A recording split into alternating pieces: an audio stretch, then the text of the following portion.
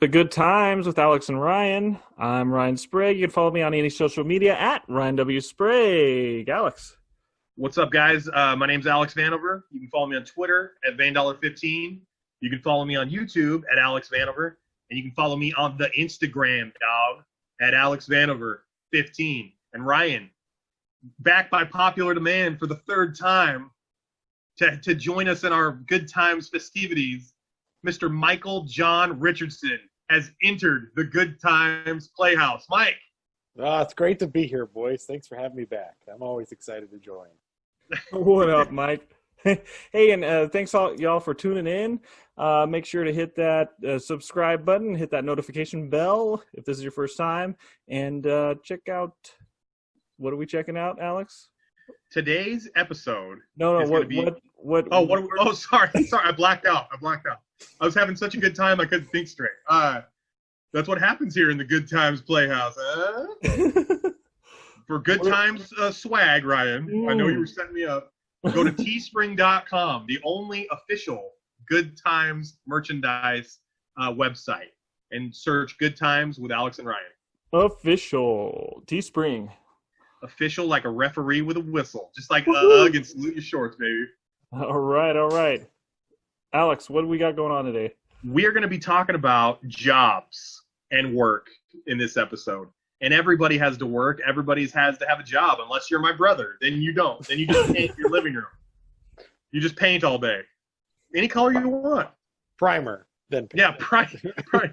Aaron, my brother, is the only Red or person. gray, any color. Ryan, my brother is the only person in Lane County who actually lost value on his home during the pandemic because he lost square footage from painting so much. It's like, well, Aaron, before the pandemic, you had so many square feet, but, you have, quite a bit less room than you did before, bud. Well, I just got painting and I was wearing, my outfit. Anyway, this kid in a burlap sack came over the other day and he was a real dick. My brother came over in his damn tuxedo again. Then his friend Mike showed up in his tuxedo. Hey, Ryan, what was, you guys, both of you, I'm going to say both of you, what was everybody's first job ever? Whoever I worked at the glass shop. What did you do at the glass shop when you first started? I was what we discussed it in an earlier episode, but Grandpa called me one of the horses. Basically, I just did workhorse stuff like carry tool. They call it a gopher, I guess. Go get tools. Go, get the window. Sweep this, clean that, sweep out the truck. That's all I did all day. Ryan, I'm going to need you to take the truck down to the old Fletcher building, Ryan, and take Sammy with you, Ryan. Yes, yeah. The owner of the shop, he wore Mickey Mouse ears and stuff like that.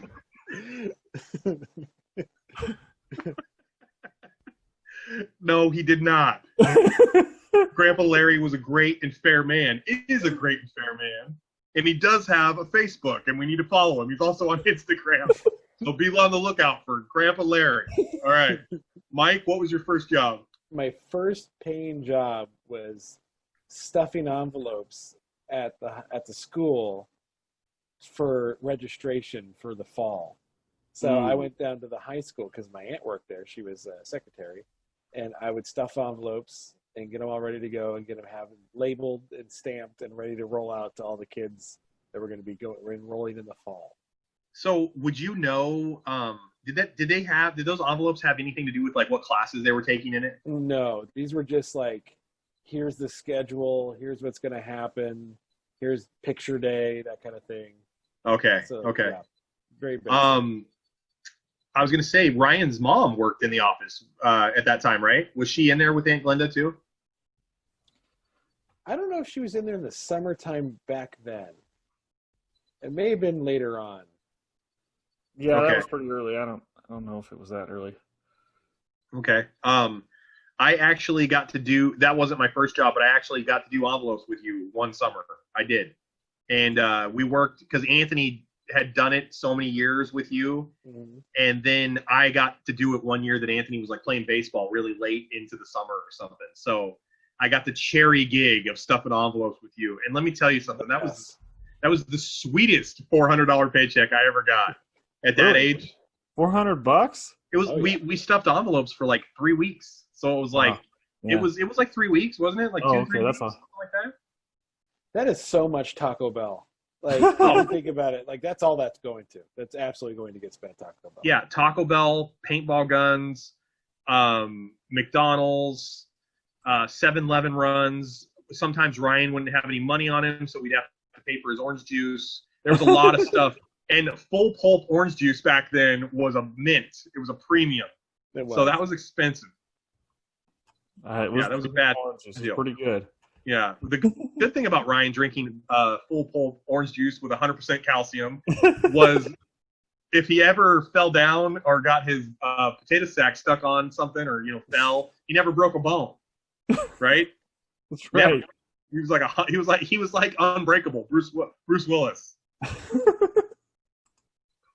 My first job ever was at Sizzler, and I did dishes. Yeah, I did dishes. I didn't know that. Yeah, I was 16, and my brother was doing dishes there, and he was going to SWAC, and he said, I just turned 16, and Ryan now has a background. Anyway, my brother's like, hey, I'm going to get you a job at Sizzler so we can work together.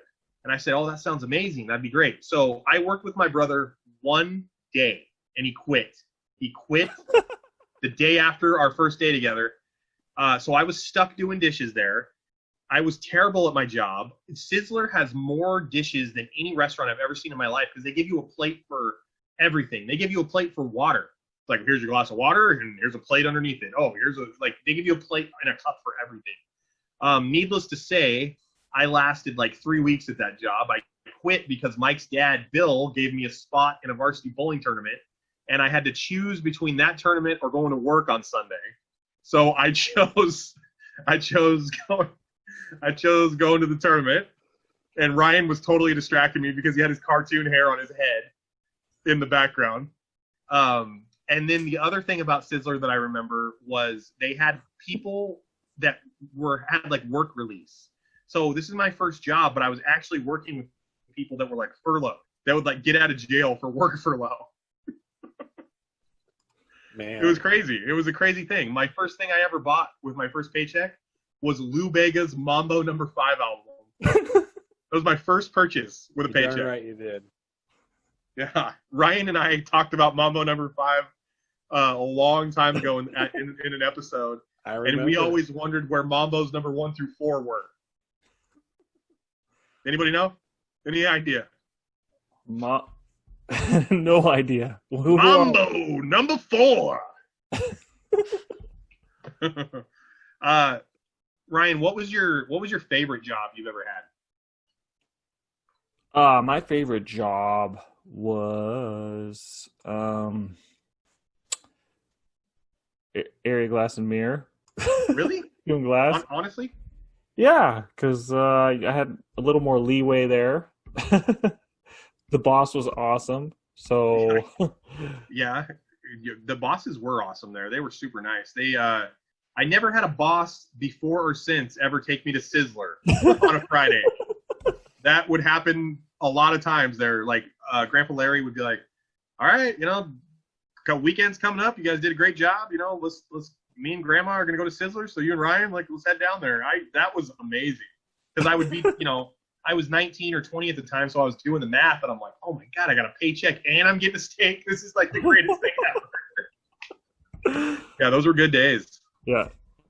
Do you remember working there and obviously you remember because I have photos of it, but we were playing Jedi. We're supposed to be working, and you're air choking me out with the Force, and your grandpa came out there and he's like, oh, by the way, take care of this or take care of that. And you're using the Force on me from across the room. And your grandpa, I don't remember that instance. Yeah, he caught us, and I just remember he shook his head and he like went right back in the office. Oh man. Mike, what was your favorite job? Oh, I love what I do now, but if we're gonna go back, um, probably working at the garbage company. Um, Really? well, let's put it this way. It was my senior year in high school when I first started doing that, and that summer, and Les, the owner, came up to me and he goes, "Hey, I'm going to pay you $6.50 an hour. Minimum wage at the time, I think it was like $4.75." And he's like, "You're going to work harder than everybody else you know, so you're going to get paid more than everybody else you know."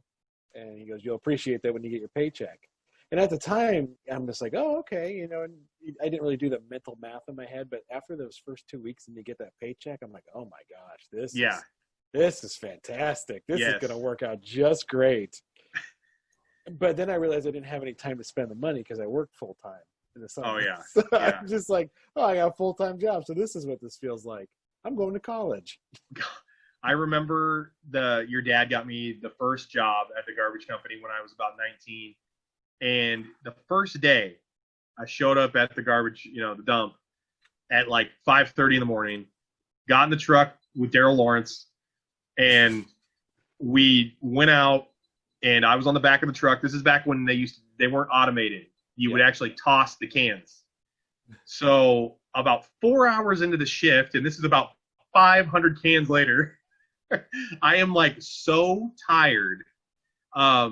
And I was like, oh my gosh, this is like harder than any workout I've ever done in my life. And Daryl knew it was going to happen to me because it probably happens to everybody. And he just laughed at me in the cab, and he's like, oh man, he has no clue that the rest of the route is actually the hardest part of the route. So there was like another 600 cans to toss that day. And I was dead halfway through. I made it 3 days. I had my girlfriend at the time, Tessa, call your dad and quit for me on a Wednesday night. I couldn't even do it. I had her do it. Wow. How crazy is that?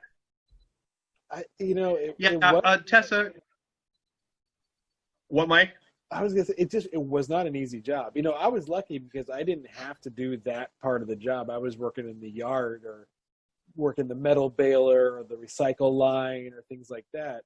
Only one time did I actually have to work on the truck, and that was when my dad was covering for somebody on vacation. And he's like, "Hey, you're going to get up with me at 2 a.m. We're going to go out and do this shift. It's going to be hard. It's going to suck, but it's going to show you how hard work is." I didn't realize it, but like there's a can underneath the garbage truck that holds like 5 cans worth of garbage. Yes. So yes. You would go to these old apartments down in the basement where they had their trash, and you would dump all those cans of trash into the big can and then haul out this 600-pound can of garbage and throw it in the back, and then go back down and do it again for about 5 more times. And then how do these people do that? I never figured it out. I don't know. All those garbage men back in the day could have beat Stallone in Over the Top in the arm wrestling tournament. Done. Easily.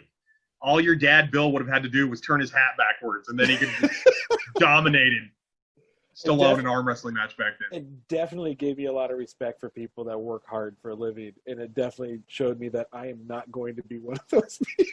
Oh, yeah. It makes you realize, because, no, Mike, I worked for the garbage company in Eugene for about 6 months, and I took to it a lot better this time. Yeah. The only thing that changed was the radio thing happened, but that, I'm telling you, man, those guys that are lifers, I have nothing but respect for those guys because it is a grind. It is day in and day out. It is unrelenting. They pay them well because they deserve to be paid well. They deal with a lot of stress. People are so weird about their garbage. One time I went to take somebody's garbage can back because I would get my paperwork, and it's like, Alex, go to this address, repossess the equipment, which means take their garbage can. Well, this guy shows up, standing in front of his garbage can with a gun, and he's like, "You're not taking my garbage can," and I'm like, "Nope, I'm not. See you later." My favorite thing that people always did was, so garbage men have one job. It's to take your trash and put it in the hopper, put it back and go. So they know if you didn't put your can out that day. They know. Yes. So for some reason, people will call and go, the driver just happened to miss my can. He just didn't see it, I guess. It's like, no, they didn't. You didn't put it out. There wasn't any blind spot on the garbage can when I would pick it up. Hi, Bill. Yeah, you're right, though. For those lifers, a lot of respect. A lot of respect for my dad, for Brother Bob. He's a lifer. So, those guys, dude, they work hard. Brother Bob's got the cherry garbage route. He's got tell us about his route, Mike. Tell us his setup. Well, now it's great. I mean, it's still not fantastic. I mean, he's got the front end loader, so he gets to go in and do the big bulk pickups. But even those, you probably remember too, when you were going around, some of those containers are put in some terrible locations. Yeah, they're like, it's almost like the person who designed it gets his rocks off by watching the front end loader try to get the dumpster taken care of. There might not be a bigger afterthought than dumpster placement in designing a building or a domicile. It's like, I guess we could just stick it here. That should be fine for this guy driving the 48-foot long truck that he's got to kind of get the forks in and do. Yeah, that should be easy. Let's just do that. Oh, let's not put wheels on it either. Yeah. Or let's just have 2 wheels on it because the other 2 are underneath it, but they're broke off. So you can't wheel it and you can't push it. And there's a bump right in front of where the dumpster is. So you can't actually get to that either. And there's a guy with burlap sack hanging beside it. Who's got a ton of money. He's got a ton of money. The guy in the burlap sack actually owns the apartments, but he's an asshole. Nobody likes him. And he dresses like a bum. Oh, man. Hey, what is something that you did at work that is something that you shouldn't have done at work? And Mike, if it's not the answer that I know you should answer, I'm going to call you on it. Mike, what's something? What's the answer you have? Just when you made the board game at work. Yeah. So it was like, it's one of those jobs where you have like 40 hours in the week, but like 4 hours of actual work, and things were going bad. Company was struggling, so it's like, the layoffs are coming. What am I going to do today? So I thought, well, there's all this excess paper around. I might as well just do something with it. So I made a board game of Mackenzie's house in our childhood, surrounded around his house. And Ryan, I don't know if you've ever seen the game, but the whole goal of the game is to raise money by going on these quests around Mackenzie's house to be able to afford Taco Bell at the end of the game. And before the game, you randomly get 4 items that get in an envelope, which I stole from a parking lot in town. Those little where you put your payment in the parking spot. Yes. I grabbed a bunch of those. So you have that. So when you get to the end of the game, you pull out the menu items, and if you have enough money to pay for it, you win. You can actually not win, and everybody could lose. But I'll tell you what, greatest game ever made, best work I ever did in my life. He got paid to make a Mackenzie Baldwin North Bend Taco Bell game, like an actual board game. We will play that on live stream sometime. Wow. Ryan, what's something at work that you did that you weren't supposed to do? Well, over at the glass shop, we have razors. And so we throw the razors, see if we can get them stuck on the ceiling. Super dangerous. What if they just fell down? No, like you're working and they just drop on you? Yeah. I would say I have 2 things that I did. The first thing was when I worked at Macy's, and I would unload the Redaway truck. So the Redaway truck would bring all the product in the morning. So if you were done unloading the truck, they'd want you to like put the ink tags on shirts and stuff, or like fold shirts with the t-shirt folder. Well, screw that. I got done unloading the truck. I would just go grab a ladder and do laps around Macy's in the mall in Pony Village. Because if you have a ladder and you're walking somewhere like you belong, or like where you're heading somewhere that's important with this ladder, no one asks you any questions. So I would unload the truck, I'd go grab a ladder, and I would just do laps. Because everybody would think I was going to go do something very important. Never question a man with a ladder. So someone told me like Macy's is haunted over there. Did you hear anything? I don't even think it's open anymore. No, but they said it was haunted there. Yeah, the ghost of the Bond. Yeah, Bon Marché power. Emporium Yeah. Power Sale. Yeah. Now, That's what I was thinking. this is Election Man, something to do with savings. here's You my got- here's you got my it. APB of this episode. That song and that commercial doesn't exist anywhere on the internet. I cannot find it. Nobody can find it. So whoever's listening, somebody please pull up an old VHS tape that you recorded something on and see if you have an Emporium Power Sale commercial. Share it with the group. Thank you. Emporium Power Sale going on now, and the Bon Marché. Kara Hanna actually found Lena Steinsvik. She did. The last time we asked our audience to find somebody, she actually found Lena Steinbeck. I would put the difficulty level on that one as extreme. This one should be doable then. So, Kara, if you're listening, could you find us an Emporium Power Sale commercial? Yeah, Kara Hanna, Amy Minty, Katie Russo, can any of you please help us find the Emporium Power Sale commercial, please? Oh, hey, so I have one more thing that I did at work that I shouldn't have done. Well, I have two more. When I worked at the Red Lion, and I actually bartended Kara Hanna's wedding, we did not do this trick to Kara Hanna. But when I used to do banquets, Jimmy Forster worked with me. I got him a job at the Red Lion. So one summer we were doing weddings or parties. And this one party had prime rib, shrimp, artichoke and spinach dip. They had all these really great things. And our supervisor was like, hey, Alex, Jimmy, go in the back, box up their buffet. Well, Jimmy and I lived together. We had no money. Barely. We were barely paying our rent. So Jimmy and I look at each other and we're like, are you thinking the same thing I'm thinking? I'm like, absolutely. We're boxing the wedding party up one box, and we're boxing a box for us. So every other box we boxed, we just boxed for ourselves and took it home. So it's like one shrimp for them, one shrimp for us, one piece of prime rib for them, one piece of prime rib for us. And it worked out beautifully, guys. It was a beautiful, beautiful scheme. So 2006, Red Lion people that had your wedding, if you remember me, I'm sorry. I was starving. I'm sorry. One more quick thing about Red Lion. Back when I had a drinking problem, well, I still have a drinking problem. I just don't drink. I was like not the bar manager, but I was in charge of the bar. So I was in charge of doing the liquor count for the cages. Well, I got so bad that I was drinking on the job. So I would go back in the liquor cages and just take one shot of random bottles so no one would ever know that there was liquor missing. So at any given point, I would be buzzed off of Rumpelmans, Jaeger, 151, Captain Morgan's, Monarchs, Potters, HRD, all at the same time. Like on a nightly basis. Wow. Yeah. My dad kind of took a page out of my book. He was staying with Nicole and I in Kaiser one summer, and we had a bottle of Malibu for Nicole. And my dad, I'd go bartend at the golf course, and my dad would be there till like 3 o'clock alone. Well, he didn't know that liquor froze, or he didn't freeze. He didn't know that liquor didn't freeze.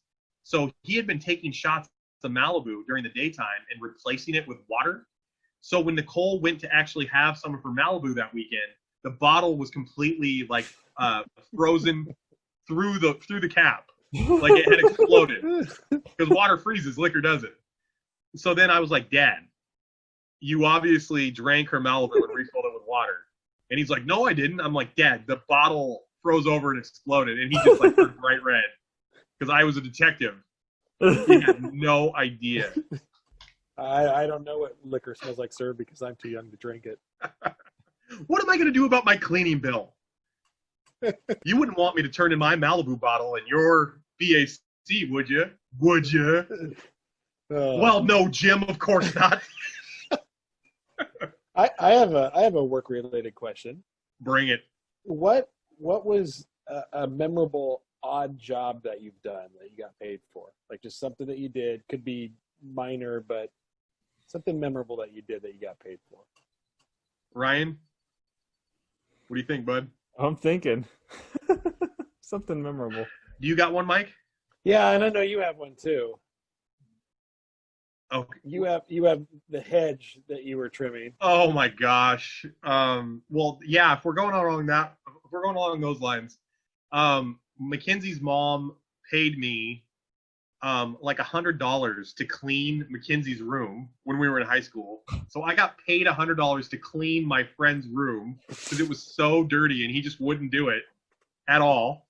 So I would be like, Mackenzie would be out playing Minecraft or whatever, and I'd be like, or whatever game, Half-Life or whatever. I'd be like, hey Mackenzie, do you still want this? And I'd like hold it up to him and he'd be like, no, I'm good, I'm good. So we did that for like a week.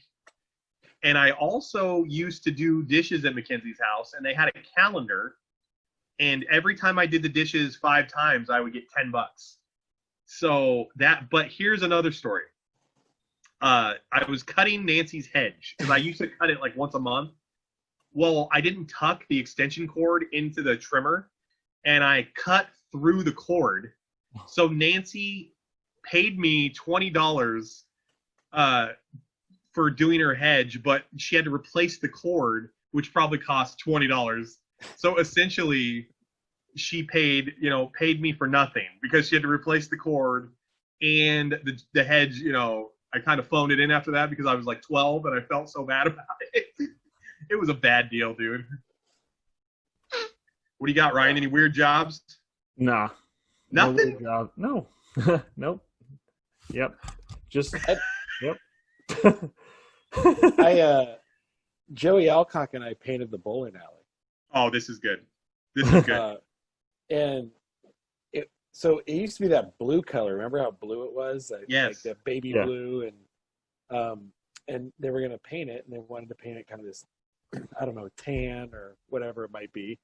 And so Mark, the owner of the bowling alley, came to us and it's like, hey, you guys want to make a little money for the summer? And we're like, sure. And he's like, all right, well, I'll give you $100 each, or you can have a $150 bowling ball, your choice, and you can tell me when you're done. I'm like, all right. So Joey and I get there early in the morning, and we've got to go through and basically primer the whole thing. Your brother would have loved this job, Alex. But we're kids, and we have no idea what we're doing. And there's one other guy that's there too. Like this, I don't know who this guy. I've never met him before. Never seen him again. But he came by and was helping with the primering, and we're just kids, so it's awful. This is looking terrible. We get done with the second day, and there's still a ton of work to do. There's still a ton of trim to do. And Mark's like, yeah, thanks, guys. Great job. So do you want the bowling ball or the cash? And we're like, cash? We did not want the ball. Yeah, no, we're good. We'll take your money, not your free equipment thing. Yeah. But I just always remember there was this creepy bum that came by and told Joey that green would save his life one day. And I bet you can bring that up to Joey, and he will absolutely remember that. Green, the color green? Yeah. Did he happen to be in a burlap sack? No, he did not. He didn't look like you, Ryan, so that checks out. But it was the weirdest thing, and I just always remember that. But no, that was a fun, odd job that we did. Took 2 days. Worst effort we've ever given in anything in life. I mean, it was terrible. Mike Forster just texted me, old 8th grade coach, just texted me. He wanted to chime in on some of the things he did on the job that he wasn't supposed to do. Hey,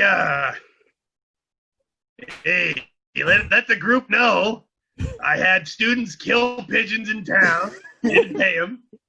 I drove 100 miles in the wrong direction on the school board's dime. I don't know what else. Forster, if you're listening, you're one of my favorite teachers of all time. There is no other junior high teacher that I talk about on a daily basis. I love you. Thank you so much for being such a great teacher. And if that was you in the YouTube chat, blew my mind. And I also want to say, I think it was him in the YouTube chat because I've been following North Bend Athletics on Twitter for like a year. After we released the junior high episode and Mr. Forster talked to us, North Bend Athletics followed me on Twitter for the first time in like a year. Isn't that crazy? I think Forster runs that Twitter. I really do. I love the guy. and I would love to go back down and have him teach us how to do the wheel, because I don't have any idea how to do that stuff. I had no idea. I'm guessing this one of the many reasons probably why we didn't participate much in the games. Well, We I couldn't didn't run the one mind. play. Yeah, I didn't mind running motion, screen down, No, screen that was up, fine. screen over. That's totally fine. Yeah. Yeah, the wheel was like, listen, I don't know why Mr. Forster didn't so mad at me that I don't know how to run the wheel. First of all, I'm the 16th man off the bench. It's not like I'm going to be in a critical situation where, my knowledge of the wheel comes down to whether we win or lose. So let's just get that out of the way right now. Gosh. He was taking out some sort of anger at home on me in that situation. Wouldn't that just be a classic? He's like, well, stuff's not really going that well at home, and this freaking fat, bald, loudmouth kid won't run the damn wheel correctly. Hey guys, what's a job that you would do for not a lot of money? Like, what would you do where you wouldn't get paid a lot, but you'd be happy doing it? Any ideas? I would enjoy giving tours of things, like overseas, like English-speaking tours to people. Like if you lived in France, you could take them around Paris or something like that. Just enough to cover the room and board and some food. But it would be a fun way to make some money and be able to experience a new culture. Okay. I would say this is going to be such a stupid, generic answer, but what I'm doing right now, working at the radio station, I don't get paid a lot, but I love what I do. Hopefully when COVID backs off a little bit, things will get even better, because my job isn't exactly what it was when I got hired, but it is what it is. So I would say radio for sure. Ryan, what would you say, buddy? Probably YouTube. Ooh, that's a good answer. Yeah, that's a good answer. Yeah, I just I every episode you can follow me, but haven't made anything, so sorry about that. It's been a little busy, but I do plan on getting back into making some YouTube videos. Everybody's like, man, Ryan is just dynamic on the podcast. Keeps telling us to follow him when we go there. It's just nothing. Nothing. The last video I think I made was about how 2020 is going to be a great year. Are you serious? Yeah. You're the reason. You did this. I don't think I'd come back from that either. 2020 is a great year. We're going to just, do it. Everything. Dreams are going to come true. It's going to be awesome. What's a job that if you could go back in time and perform it better, like you get a second chance, a second crack at it, what's a job that you would go back and try to fix? Like how it turned out.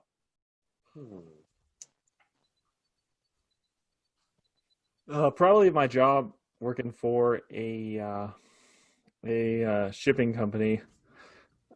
I just I don't know. I think I would just I think I just got a little too uptight about like growth and getting promoted and all that. I think I would do it differently in that I would just look at it more like a job and do my best, but not, try as hard, because I think that's what didn't help me.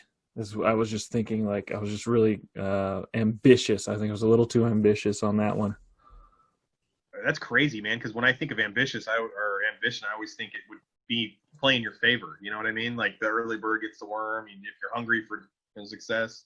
Well, no, so what happens if you put too much into it, especially if you're working for someone, is most of the time they, like say you just work more, work harder, they just use you a lot most of the time. So you got to take a step back and work smarter and not think with that.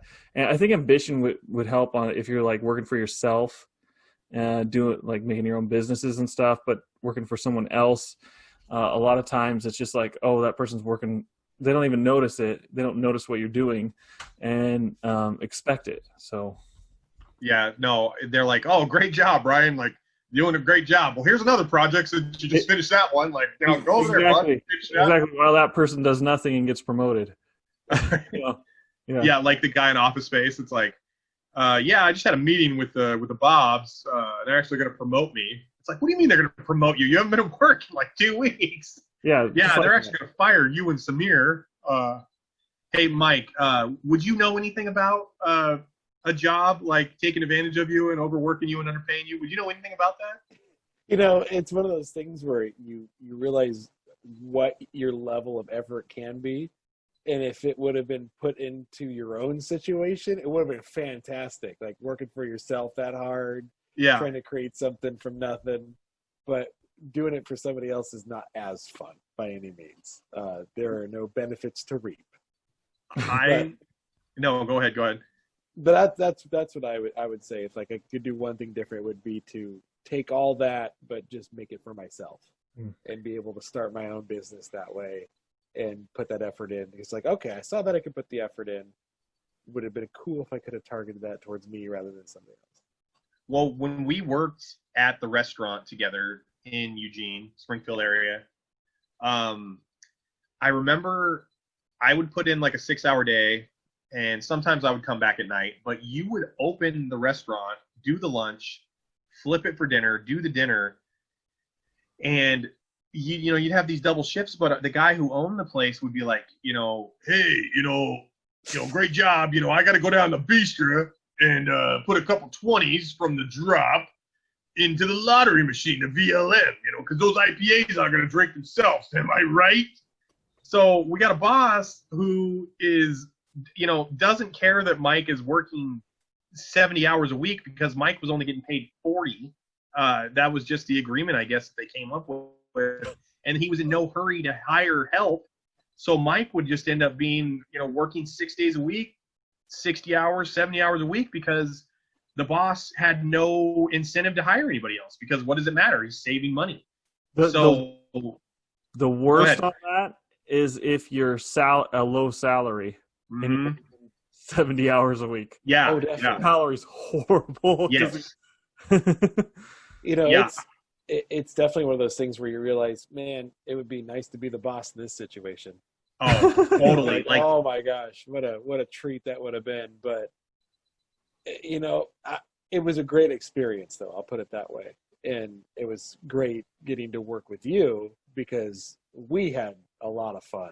Yeah, like, we were able to make some major memories at that place. We met Roger Clemens at that restaurant.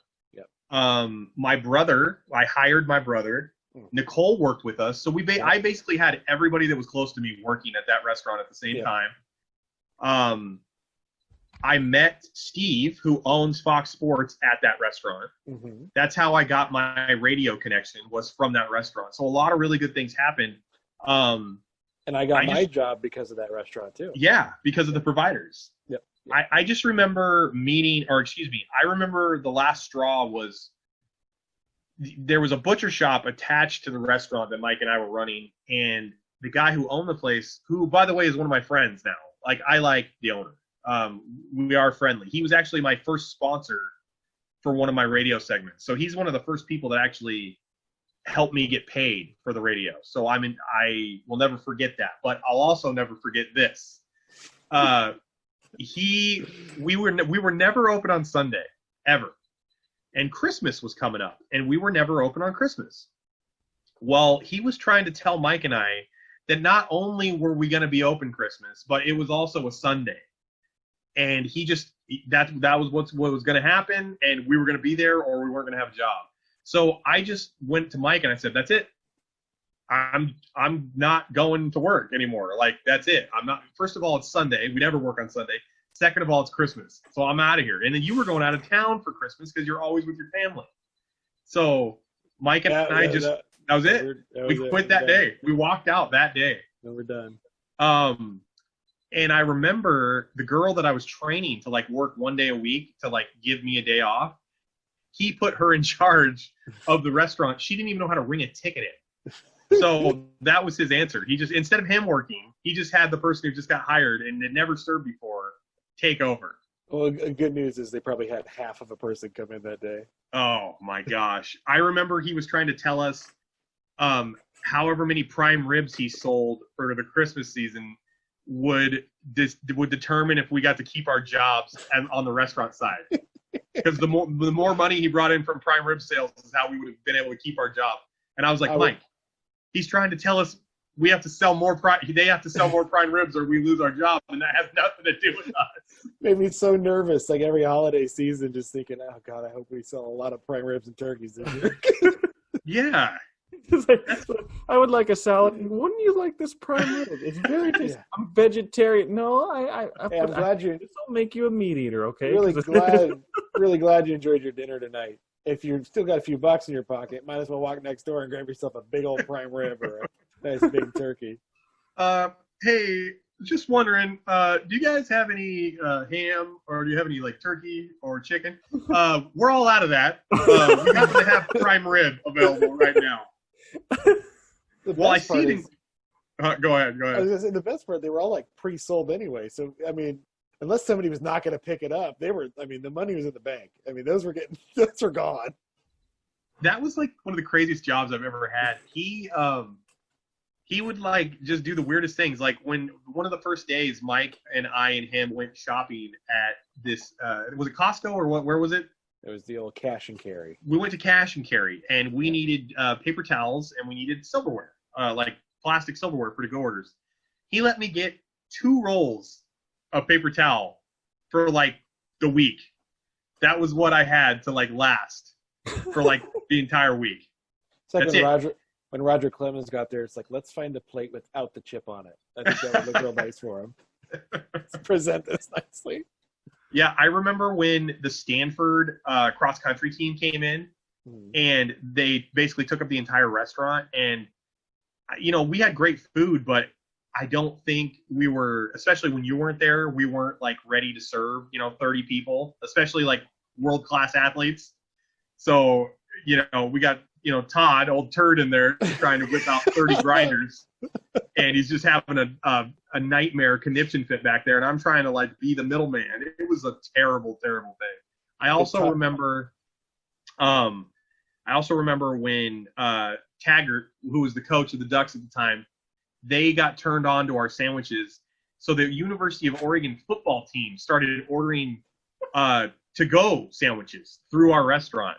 Mike, why don't you tell us about how James reacted to the payment situation from the Ducks football team? Oh, that's a great story. So the way the university is, I mean, they have to process payments. They don't just like have a checkbook and it's like, here, write a check. So we got a call and they wanted 150 sandwiches to be delivered so they could have their like nighttime meal where they do a practice and they watch film and then they have a meal. So we were supposed to bring everything down there at like 7 p.m. so they could have their meal. And I can't remember exactly. We gave them a really smoking good deal on it because they're buying so many sandwiches. It was really cool to do something for the university. And so bring them down there, drop them all off. They're super thankful. And they're like, oh, we got the invoice here. We'll get that check processed for you in 24, 48 hours. And I came back with that news, and it was just like the worst thing that could have ever happened. What do you mean 24, 48 hours? I need that money now. You're not going to give them free product. And I'm like, well, they're a pretty reputable organization. I don't think they're going to stiff us on 150 sandwiches. Like, have you ever heard of Phil Knight? He's associated with this program. I think they might have a couple bucks in the bank. Not sure, just assuming. Yeah, he was acting like it was our cousin who came in and got sandwiches and was going to stiff him for it. But it was the University of Oregon Athletic Department. It was absurd. It was great. What are you talking about? I run on a cash basis here, and I got all my receipts in this hefty sit sack. I am a busy man. These receipts aren't going to not take care of themselves. And the funny part is he is one of the most lovable people. Like, that's the best part. It's like, God, I love the guy. Yeah, no, he had 2 big things for me. He's the first person to ever hire me for a management position, and he's the first person that ever paid me for a sponsorship on the radio. Yeah. So of all the things this guy has done to me, he's also done 2 really amazing things. It's true. Me. So it's crazy. I'm indebted to him, and I hate it. I hate it. Oh, it's fantastic. Let's end this show with one last question. Best boss, worst boss. Go, Ryan. I would say, well, my best boss was at the glass shop. Okay. Just I had a lot of freedom to there. Worst boss was when I was working for that shipping company. Basically, because I would get there at 5 a.m. and leave at 10 or 11 p.m. and he would What? work. Yeah, yeah, that's what I was saying. Like I had, it was. I didn't have I had no life. Like I would just go home and sleep during the weekends.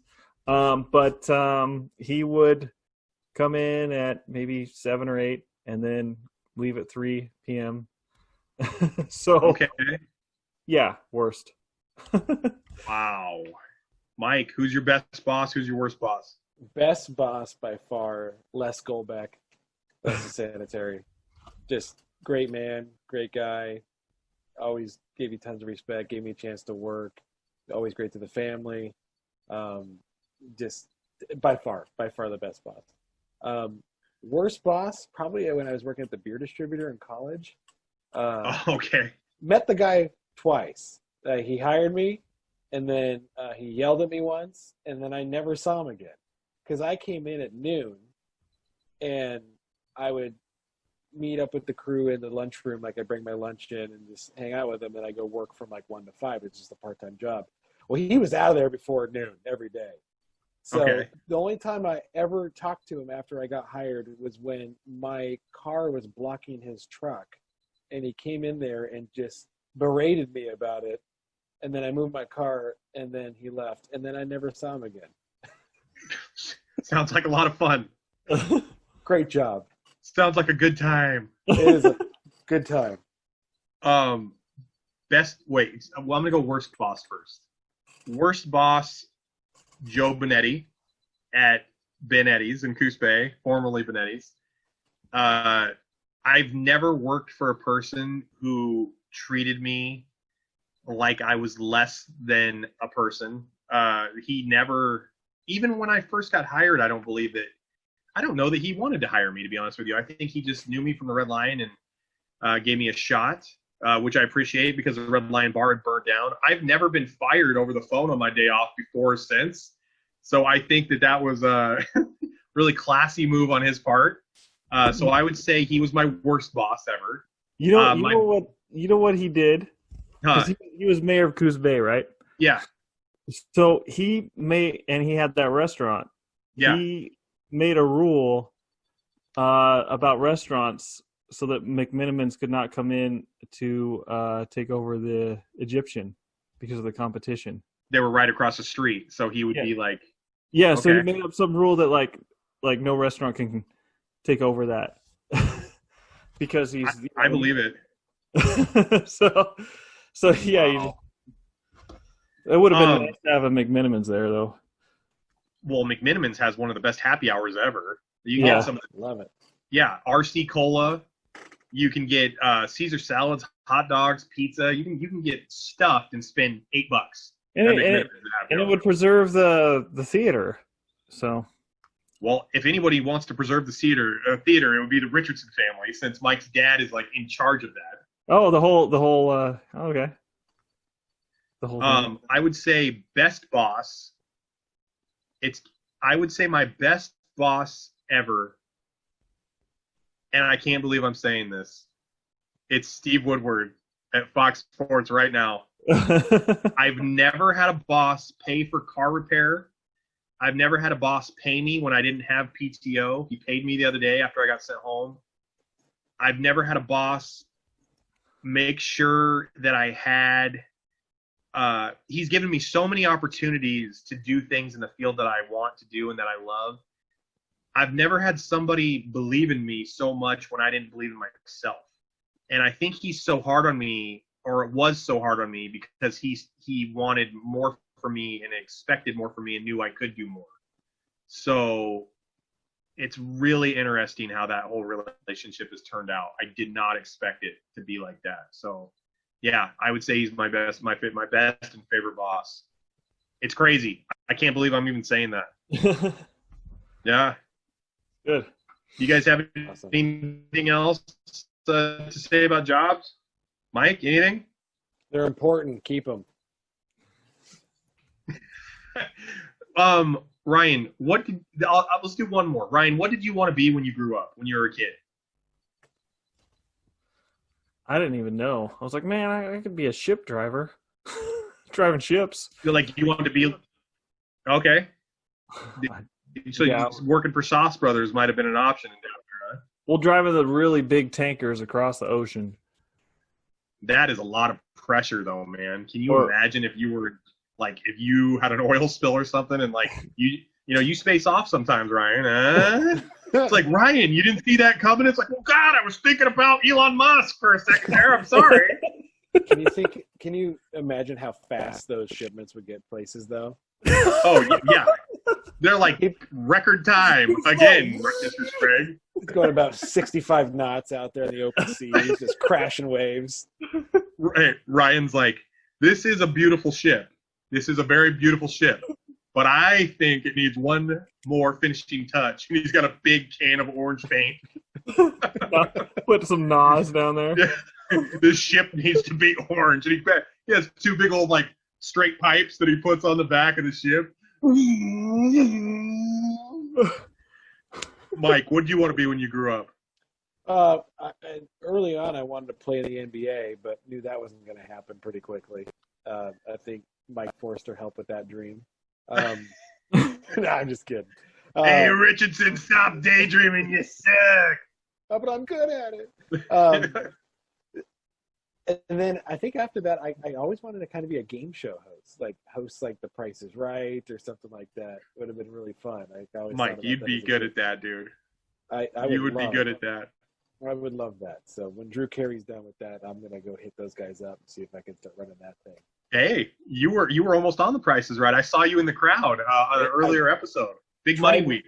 Tried my best, but next time it's happening. Mike was on a Price is Right episode. He didn't make it down to Contestants Row, but if you look behind Contestants Row, you can see him throughout the entire episode. That's awesome. Not only that, but when the show was over, they had a bonus game and they called me down. So they called my name and I actually got to run on stage and get $100. So that was pretty cool. That is cool. Yeah. Oh man. I'll always have that. That They still owe me That's that $100, really cool. but I still haven't gotten that yet. So hey. pay up. CBS sends Mike a letter, and it's just addressed to him, and inside the letter it just has the word COVID on it. Sorry, COVID. Yeah. You're not getting your money. Sorry. We apologize due to COVID. Yeah, sorry. When I was a kid,